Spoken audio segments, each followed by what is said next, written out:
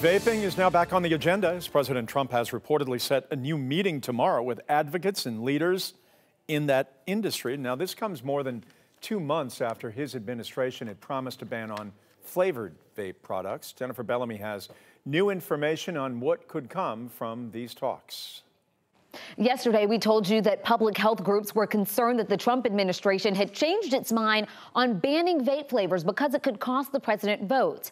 That came after promised action seemed to stop in early November and a meeting was canceled. Now, critics of the products have raised concerns that fruity and sweet flavors target kids and teens and lead them to believe that the products are safe, while advocates say vaping helps adults quit smoking traditional cigarettes.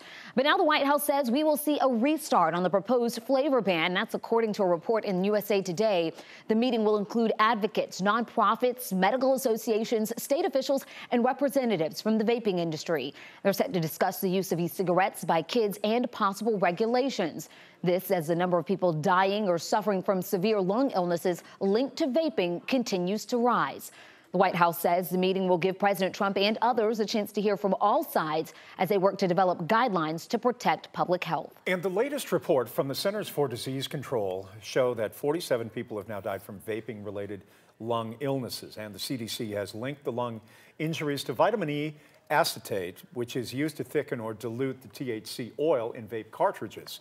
THC is the ingredient in cannabis that causes you to feel high.